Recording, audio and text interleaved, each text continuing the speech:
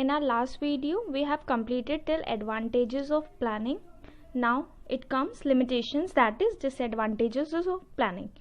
Planning के advantages बहुत होते हैं मगर प्लानिंग के डिसएडवांटेजेस भी बहुत होते हैं. सबसे पहला रीज़न है लीड्स टू रिजिडिटी. रिजिड का मतलब एक सा बन गया. मतलब जब एक प्लान बन जाता है ऑर्गेनाइजेशन में तो सारे वर्कर्स उसी के अकॉर्डिंग वर्क करने लगते हैं. अब डायनेमिक है ऑर्गेनाइजेशन, तो जैसे ही चेंजेस होंगे, मैनेजर ने एक प्लान बना दिया, उस प्लान को फिर से चेंज करना पड़ेगा. मगर मैनेजर इतनी अच्छी पोजीशन में नहीं होता है कि बार बार वो अपने प्लान्स को चेंज करता रहे, क्योंकि एम्प्लॉयज़ को वो कितनी बार उस प्लान को समझाएगा. तो प्लानिंग लीड्स टू रिजिडिटी. मतलब ये हो जाता है कि ज़्यादातर कंपनीज ये करती है कि जो एक प्लान बन गया वो ही चलाते रहो कुछ महीने तक, जिससे कि आप एम्प्लॉयज़ को बार बार ना समझाओ बार बार, क्योंकि बहुत बार डायनेमिक सिचुएशन आती है, चेंजेस आते हैं, तो आपको बार बार प्लान चेंज करना पड़ जाता है. So first is planning leads to rigidity. Next is not work in dynamic organization. यही आ गया, इंटर रिलेट हो गया कि मतलब जब एक ऑर्गेनाइजेशन में चेंजेस आते हैं बहुत सारे, तो वो इस कंडीशन में नहीं होते हैं कि हम बार बार प्लान बदलें. Business environment keeps on changing. It becomes difficult to accurately forecast the future trend. In such a situation, planning fails. So planning may not work in dynamic organization. बहुत सारी चेंजेस आते हैं, हम फ्यूचर को predict कर ही नहीं पाते हैं कि आगे जाकर मार्केट में क्या होने वाला है, उस अकॉर्डिंग हम प्लान बना ही नहीं पाते हैं.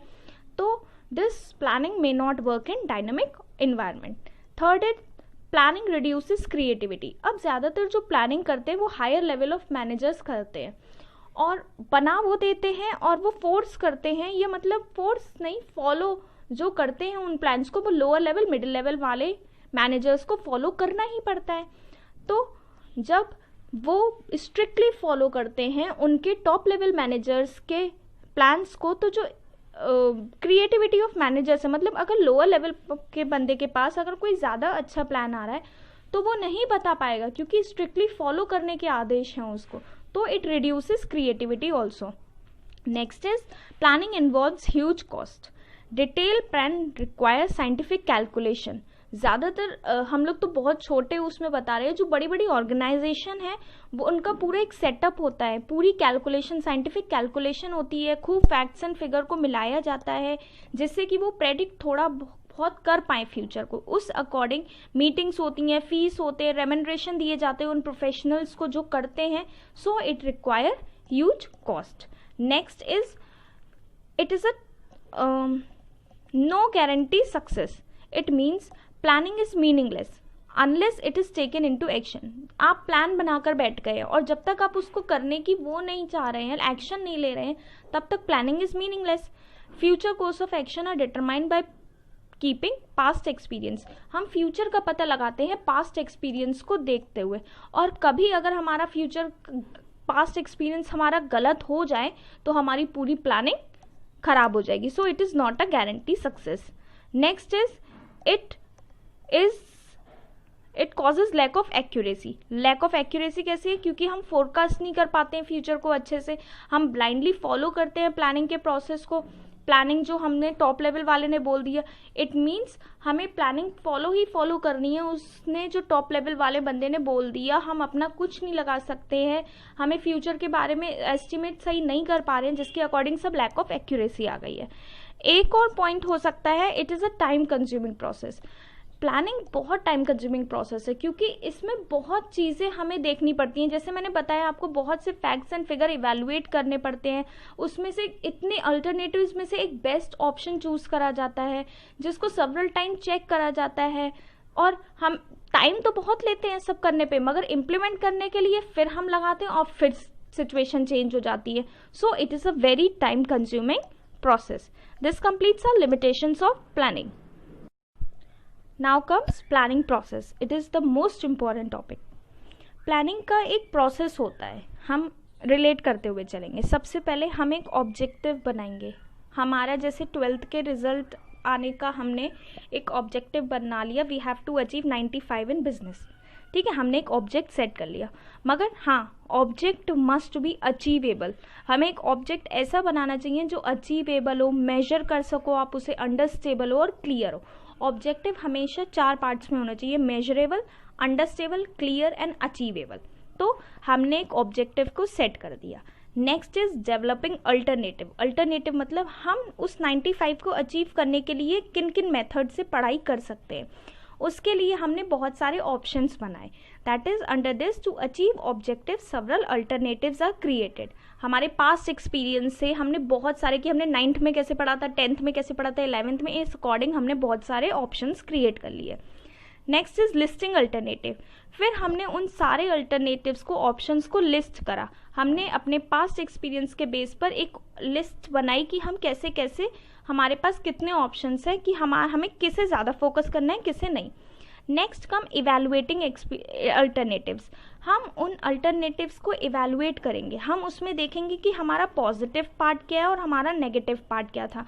9th वाला जो हमारा प्लान था उसमें हमने कैसे पढ़ा था और हमारे कितने नंबर आए थे और कितने नंबर नहीं आए थे। That is evaluating alternative. Next is selecting alternative. और जिस ऑप्शन में पॉजिटिव ज़्यादा आ जाएगा, नेगेटिव कम आ जाएगा, उस ऑप्शन को हम सेलेक्ट कर लेंगे जिसमें लेस नेगेटिव कॉन्सिक्वेंसेज होंगे और मोर पॉजिटिव कॉन्सिक्वेंसेज होंगे। Next is implementation of plan. अब हमने एक ऑप्शन सेलेक्ट कर लिया कि हमें ऐसे पढ़ना है 95 स्कोर करने के लिए। अब हम उस प्लान को इम्प्लीमेंट करेंगे।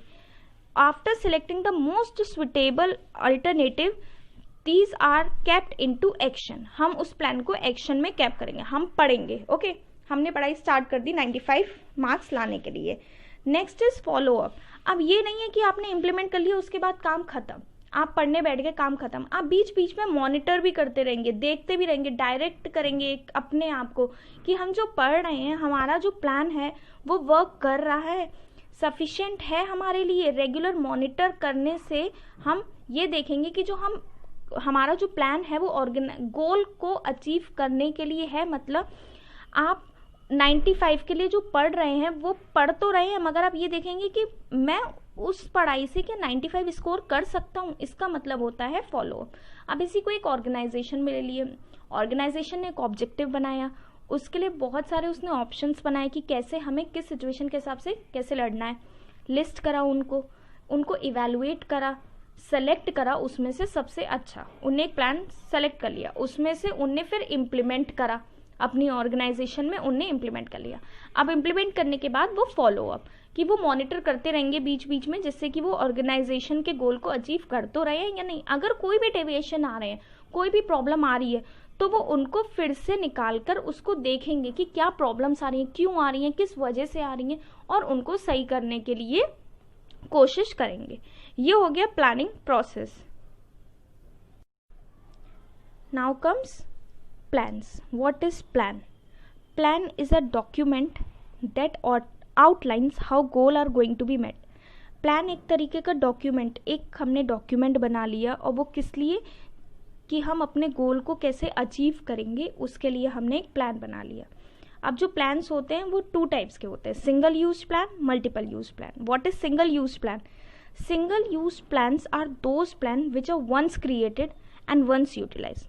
एक बार बन गए और उसको यूटिलाइज भी एक बार कर लिया।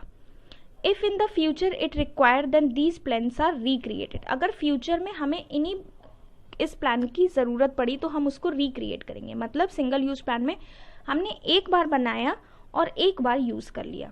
These plans are not repeatedly use, ये रिपीट वेज में यूज़ नहीं होते। Example programs and budget. What is programme?